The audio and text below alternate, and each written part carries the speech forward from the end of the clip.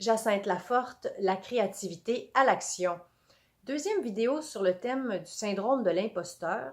Cette fois-ci, je vais me servir de ce thème-là pour illustrer ce que je veux dire quand je parle d'écoute en profondeur ou de présence bienveillante aux différentes parties de nous. Par exemple, si on me demande, Jacinthe, est-ce que tu pourrais aller faire une conférence sur ce thème-là? Il peut arriver que je sois atteinte du syndrome de l'imposteur parce qu'il y a une voix en moi qui se dit mais oui, mais je connais rien, moi, sur ce sujet-là, je suis qui, moi, pour parler de ça?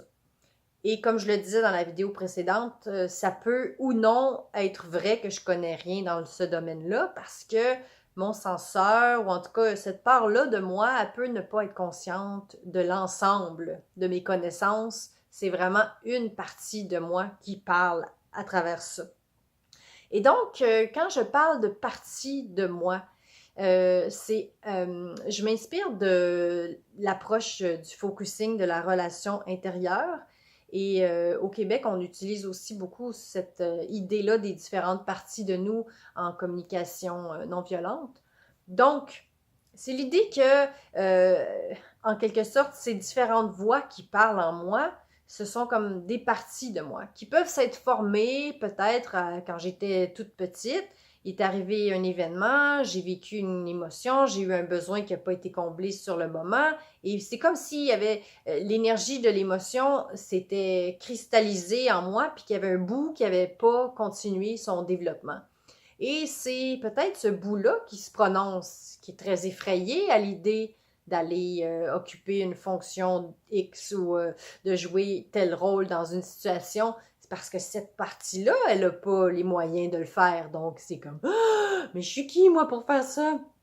Et donc, l'idée d'aller offrir une présence bienveillante, une écoute empathique à cette partie-là de moi, ça tient de la conviction qui est basée sur l'expérience, croyez-moi, que quand on offre un espace bienveillant, d'accueil, où ce qui est vivant peut simplement être exactement tel que c'est, ce simple fait-là d'avoir de l'espace, de l'accueil, une présence bienveillante, ça amène une détente et ça amène une transformation, une remise en mouvement de l'énergie qui avait été un peu prise là.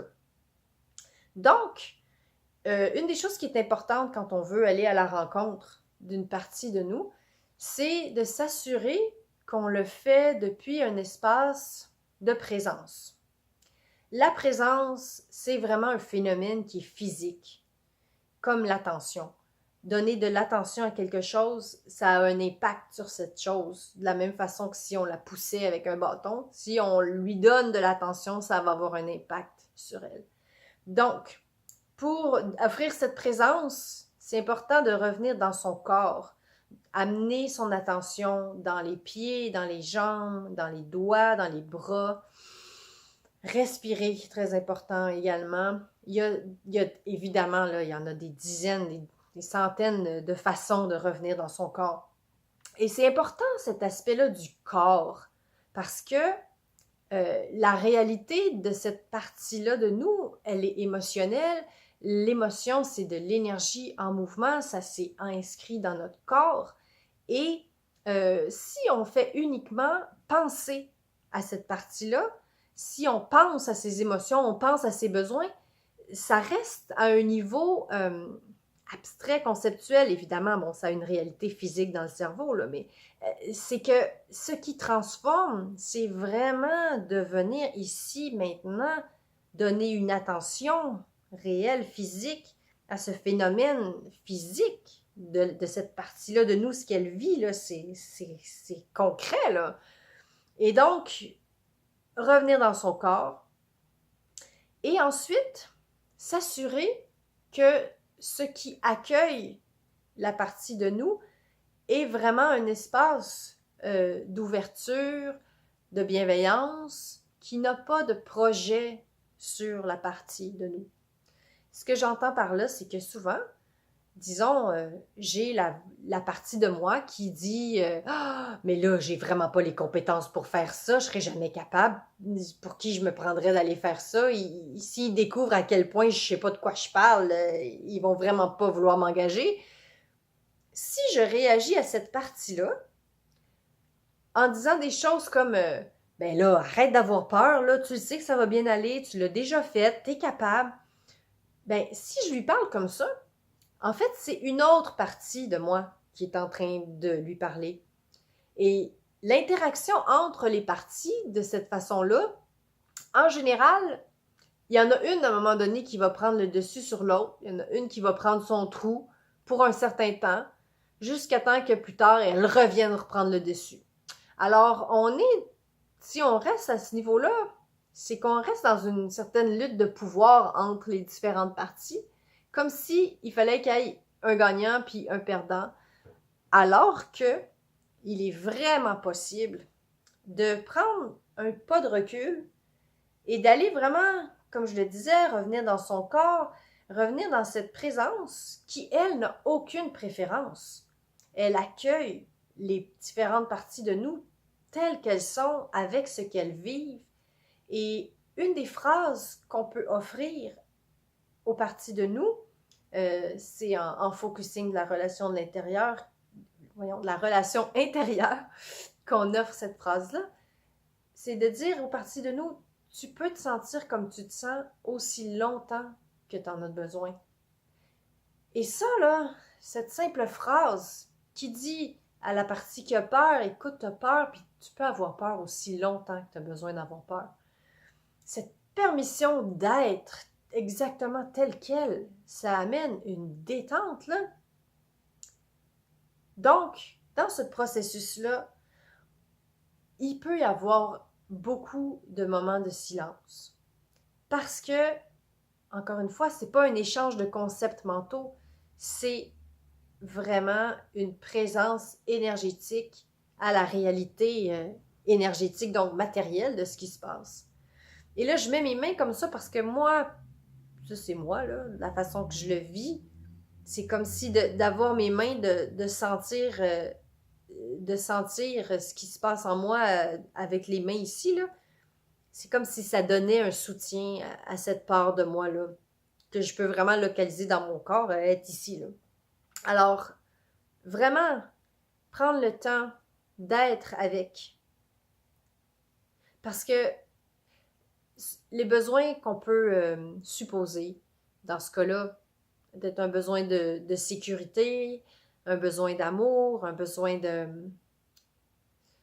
Ouais, c'est de cet ordre-là. Ben, si je reste dans ma tête à dire, OK, ben c'est ça, elle a peur parce qu'elle a besoin de sécurité, puis que je passe à d'autres choses, puis que je m'en vais regarder mes courriels ou faire autre chose, eh ben, OK, j'ai peut-être conçu le besoin qui était là, mais je n'ai pas nourri cette partie. Tandis que si vraiment je prends le temps de ressentir et oui, je peux peut-être échanger des paroles avec elle. Si je suis dans cet espace de bienveillance, ça va être plus des paroles du genre de ah oui, hein, c'est vraiment effrayant pour toi, l'idée d'accepter cette offre, d'aller remplir cette fonction. C'est vraiment effrayant pour toi, puis tu as vraiment besoin de sécurité. Et là, je peux offrir doucement cette proposition de sentiments et de besoins, par exemple. Puis là, ben, je goûte dans mon corps qu'est-ce que ça fait. Si c'est pas exactement ça, ça va être non, c'est pas tout à fait ça. Et en même temps, le fait de pas nécessairement mettre tout de suite le bon mot, c'est pas grave. Le simple fait de diriger le projecteur de l'attention sur cette dimension-là des émotions, des besoins, ben ça, justement, ça dirige le regard intérieur vers cette zone-là, puis ça permet d'aller peut-être préciser si c'est autre chose qui serait plus juste à ce moment-là. Alors, je peux proposer et puis voir comment ça se sent. Et je parle à la troisième personne du singulier, j'ai dit comment ça se sent, parce que le fait d'en parler comme ça, comme d'une partie de moi, d'en parler comme d'un ça ou de quelque chose en moi, ce que ça fait, c'est que ça met une distance entre moi et ce phénomène qui se vit en moi. Et cette distance permet l'accueil et la bienveillance. Parce que quand je suis collée à cette partie-là de moi, quand je suis identifiée à elle, c'est comme si je deviens cette partie-là et que là, elle prend le devant puis elle dit « Mais oui, mais moi, je suis qui pour faire ça? » Et à ce moment-là, il n'y a plus aucune place, il n'y a plus personne pour accueillir. Tandis que quand je nomme, j'ai une part de moi qui se dit « Qui suis-je pour accepter ce mandat-là? » Ben déjà, ça met une petite distance. Parfois, je peux voir que je suis identifiée à cette part-là et le fait de le voir, ça suffit pas pour me décoller. Il y a quelque chose de mystérieux dans la capacité de se décoller. Parfois, moi, j'ai vraiment besoin de présence à un point que j'arrive pas à me donner moi-même. Et c'est vraiment une très bonne stratégie d'aller demander l'aide de quelqu'un d'autre qui va m'offrir sa présence et qui va me permettre à ce moment-là de me décoller. Et après, quand il y a ce décollement-là, cette désidentification-là, il y a de l'espace pour respirer, il y a de l'espace d'accueil. Et, euh, et ce simple fait de donner de l'accueil, de donner de l'espace, ça commence déjà à nourrir les besoins de cette partie. Et une fois que leurs besoins sont nourris, entendus déjà et nourris encore plus, ben là, ça leur permet de se détendre et à ce moment-là, les paroles qui peuvent tenir dans notre tête vont se calmer et peut-être même disparaître pour l'instant. Parce qu'au fond, ces parts-là de nous qui parlent en nous, là, elles ne sont que des porte-paroles de nos besoins. Et de là, le grand intérêt de faire ces exercices, c'est vraiment une pratique, quelque chose qui s'intègre dans le temps à force de s'exercer à le faire. Moi, c'est grâce à la communication non violente là, et au focusing. Je suis certaine qu'il y a plusieurs autres approches qui permettent de goûter à cette présence-là, qui permet l'accueil, qui permet la transformation. Donc, c'est l'intérêt de le faire parce que ça amène vraiment une nourriture profonde. Et quand on se donne des occasions de le faire vraiment dans la profondeur et la durée, on peut vivre des guérisons également qui sont durables. Alors, voilà, le syndrome de l'imposteur, qui est une simple manifestation d'une part de nous qui vit probablement de la peur et qui a différents besoins. Et moi, dans mon cas, comme je vous dis, j'ai nommé la sécurité, l'amour, le soutien, la présence. Ça peut être d'autres besoins pour d'autres personnes à d'autres moments. Et il y a vraiment à gagner à prendre le temps de plonger et d'ouvrir un espace de bienveillance qui accueille les choses telles qu'elles sont. Et tantôt, je parlais qu'il peut y avoir la partie là, qui lève, qui dit, voilà, arrête d'avoir peur, par exemple. Mais celle-là aussi, on peut l'accueillir. Celle-là aussi, elle n'est qu'une porte-parole de différents besoins. Et parfois, il va y avoir encore une troisième partie qui va lever.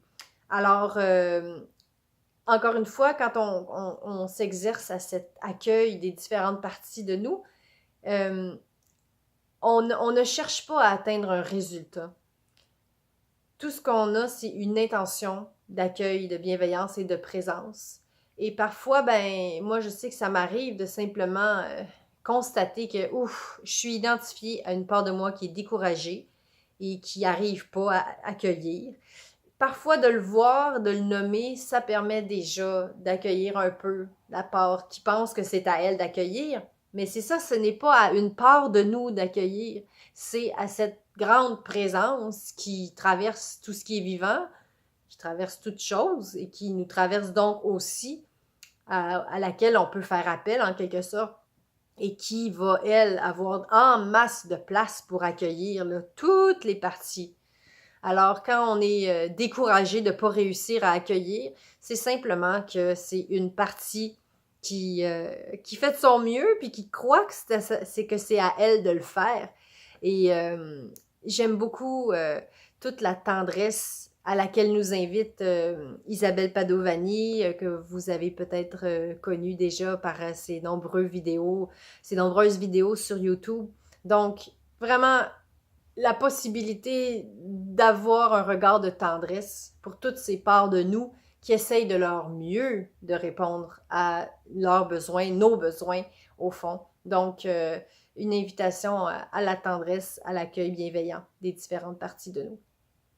Alors, petite donc aperçu de ce genre de démarche. Si vous avez des questions, des suggestions pour d'autres vidéos, il me fera plaisir de vous lire. Merci.